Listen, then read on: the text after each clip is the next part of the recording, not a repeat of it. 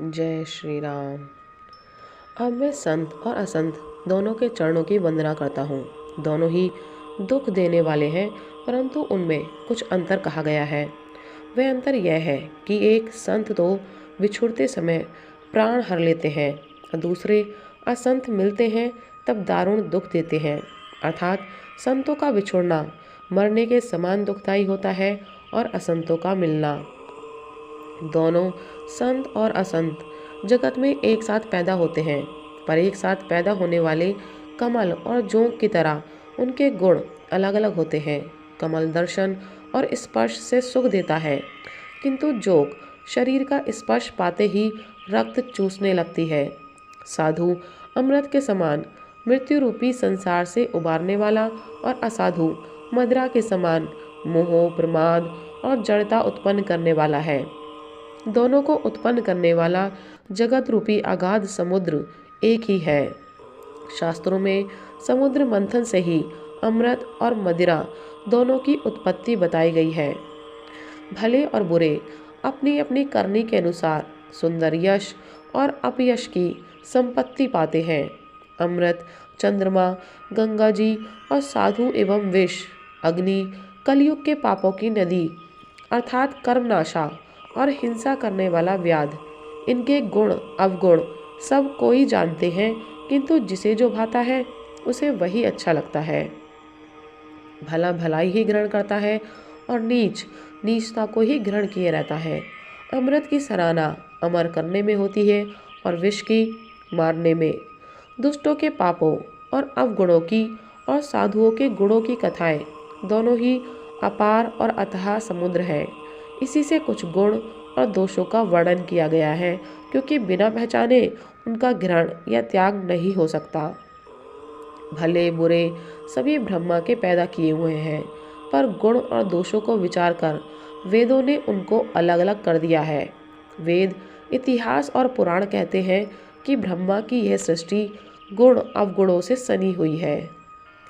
दुख सुख, पाप पुण्य, दिन रात, साधु असाधु, सुजाति कुजाति, दानव देवता, ऊंच नीच, अमृत विष, सुजीवन मृत्यु, माया भ्रम, जीव ईश्वर, संपत्ति दरिद्रता, रंक राजा, काशी मगध, गंगा कर्मनाशा, मारवाड़ मालवा, ब्राह्मण कसाई, स्वर्ग नरक, अनुराग वैराग्य, ये सभी पदार्थ ब्रह्मा की सृष्टि में है। वेद शास्त्रों ने उनके गुण दोषों का विभाग कर दिया है। विधाता ने इस जड़ चेतन विश्व को गुण दोष में रचा है, किंतु संत रूपी हंस दोष रूपी जल को छोड़कर गुण रूपी दूध को ही ग्रहण करते हैं। विधाता जब इस प्रकार का विवेक देते हैं, तब दोषों को छोड़कर मन गुणों में अनुरक्त होता है। काल स्वभाव और कर्म की प्रबलता से भले लोग भी माया के वश में होकर कभी कभी भलाई से चूक जाते हैं।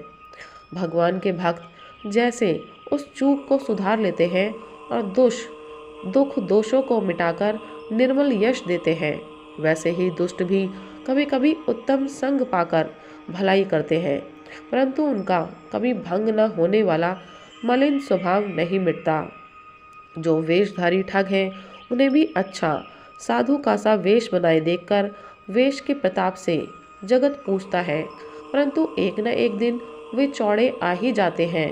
अंत तक उनका कपट नहीं निभता, जैसे कालनेमी, रावण और राहु का हाल हुआ। बुरा वेश बना लेने पर भी साधु का सम्मान ही होता है, जैसे जगत में जामवान और हनुमान जी का हुआ। बुरे संग से हानि और अच्छे संग से लाभ होता है। यह बात लोक और वेद में है और सभी लोग इसको जानते हैं। पवन के संग से धूल आकाश पर चढ़ जाती है और वही नीचे की ओर बहने वाले जल के संग से कीचड़ में मिल जाती है। साधु के घर में तोता मैना राम राम सुमिरते हैं और असाधु के घर के तोता मैना गिन गिन कर गालियाँ देते हैं। कुसंग के कारण धुआं कालिक कहलाता है, वही धुआं सुसंग से सुंदर स्याही होकर पुराण लिखने के काम आता है और वही धुआं जल, अग्नि और पवन के संग से बादल होकर जगत को जीव देने वाला बन जाता है। गृह, औषधि, जल, वायु और वस्त्र, ये सब भी कुसंग और सुसंग पाकर संसार में बुरे और भले पदार्थ हो जाते हैं। चतुर एवं विचारशील पुरुष ही इस बात को जान पाते हैं। महीने के दोनों पखवाड़ों में उजियाला और अंधेरा समान ही रहता है, परंतु विधाता ने इनके नाम में भेद कर दिया है।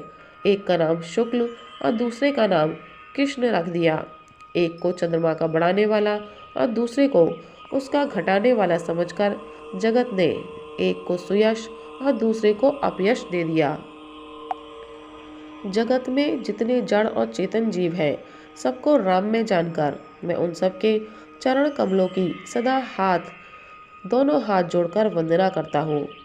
देवता, दैत्य, मनुष्य, नाग, पक्षी, प्रेत, पितर, गंधर्व, किन्नर और निशाचर, सबको मैं प्रणाम करता हूँ। अब सब मुझ पर कृपा कीजिए।